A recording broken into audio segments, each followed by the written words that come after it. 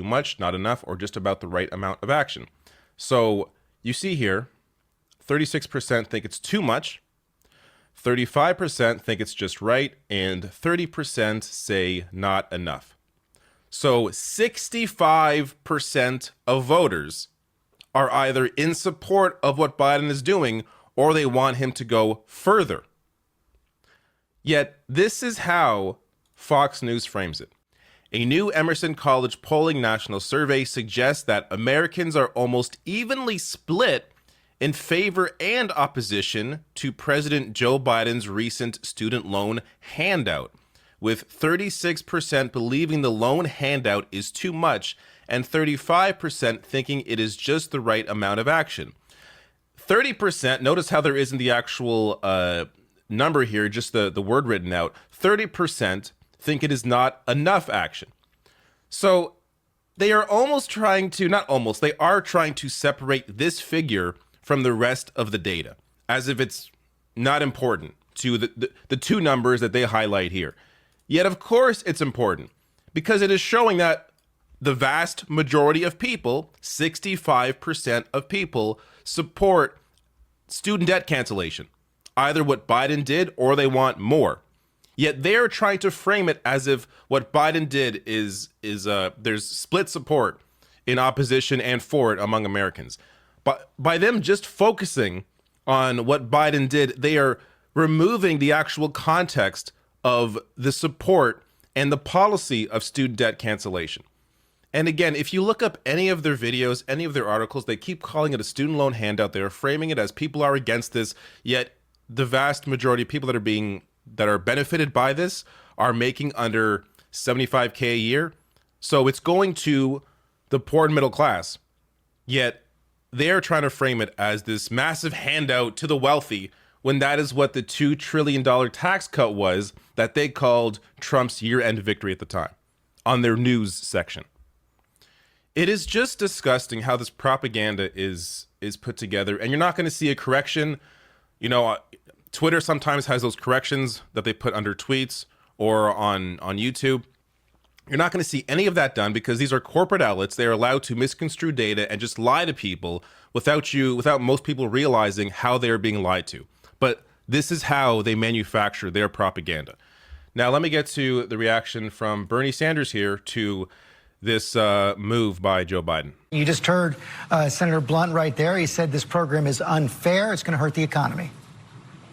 Well, he's wrong. 60% of the benefits go to people who are on Pell Grants.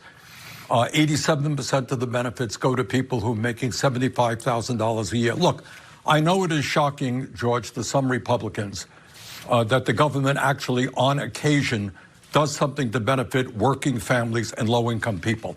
I don't hear any of these Republicans squawking when we give massive tax breaks to billionaires, when we have an effective tax rate today such that the 1% have a lower effective tax rate than working people, where major corporations in a given year don't pay a nickel in federal taxes. That's okay. But suddenly when we do something for working people, it is a terrible idea. I was in Boston last week and I was talking to nurses, and these nurses were telling me that they are working in some cases 2 jobs, outrageous hours, partly in order to pay for the student debts that they have accumulated. So in my view, the president did the right thing. And we have got to be really thinking about higher education in general. And in my view, at a time when hundreds of thousands of bright young people can't even afford to go to college, if we're going to be competitive in a global economy, we need to make public colleges and universities tuition-free. All right, so in a minute here, I'm going to get to Biden's approval rating and how that has been impacted by the student loan debt cancellation. And I got a couple of clips from MSNBC as well. But first, Bernie brought up something that got me thinking. People that work multiple jobs, and especially if they live in areas that are where the cost of living is higher, what if they're making over the $125,000 that is the limit here for student debt cancellation? Like there are people who are working their asses off, live in areas that are expensive to live just because of the location of where they are, and they probably aren't touched by any of the student debt cancellation, which again goes to the need to do a lot more and really should have matched the $2 trillion tax cut for the rich. There's about $2 trillion in student loan debt. Could have canceled all of it and matched that tax cut that the rich got back in 2017. But Bernie's point here as well to, make higher education more affordable, or in his case, free. Obviously, a lot more can be done. And that's why you see in the polling, people saying more should be done. Sure, this is nice, but more should be done. But now let me get to Biden's approval rating. So I actually got 3 different polls here. So this first one was not touched, or was not, this polling was done before the debt cancellation. But you see his approval rating ticking up here from 38 to 44 now in August. So this was done between August 1st and 23rd. Emerson College, the same poll. This was done after the student debt cancellation, up to now 42% from 40. And CBS News, also done after the student debt cancellation. So his approval rating was 42% in July, now 45. Disapproval was 58, now 55. So Biden's approval rating has only gone up. As I said at the beginning, turns out doing things that are popular makes you more popular. Now, I want to show you a clip here from MSNBC. So they're going to discuss his approval rating, but Joe Scarborough makes a point at the end that I slightly disagree with, and I'll tell you why. If you take this poll, or if you take, for instance, the Gallup poll, and you go back 50 years, stay with me here, you go back a half century, Joe Biden's numbers are actually higher than all of his predecessors at this point, are the same, other than George H.W. Bush after the Gulf War and George W. Bush after 9/11. So let me just say that again. Obama had the same numbers. Everybody else in the Gallup poll going back 50 years have had lower approval ratings. Now, should they be happy at 45%? No, they shouldn't be happy at 45%. Do they have a lot of problems? Yeah, they got a lot of problems. I'm just saying, you look at everything that's happened, and you look at the extremism on the Republican side. I know a lot of people are saying, oh, look at all the great things that the Democrats are doing, and they're making their list. I think so much of this is just driven by the fact that Republicans, as I've been saying for 6 months now, are acting, a lot of Republicans are acting like insurrectionists, wackos.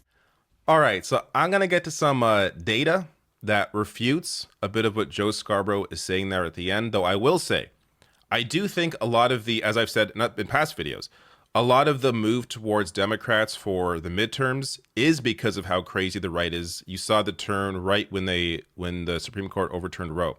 That was the beginning of a lot of this support growing for Democrats in the midterms. So definitely, I think it's bringing more people out, or it will bring more people out to the polls in November. But on the issue of Biden's approval rating specifically, I don't think his uptick in support is because of that.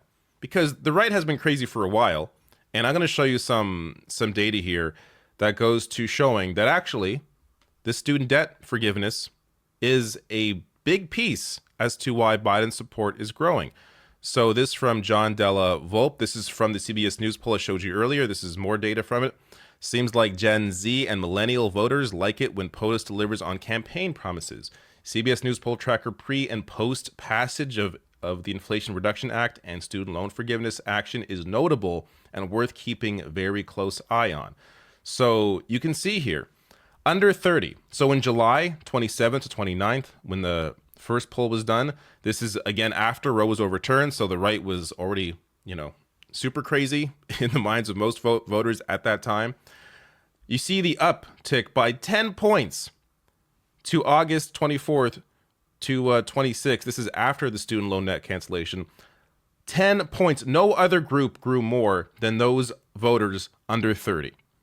Showing you that Biden doing something in that month is what motivated a lot of that support. So, hating the right or acknowledging how insane Republicans are doesn't automatically lead to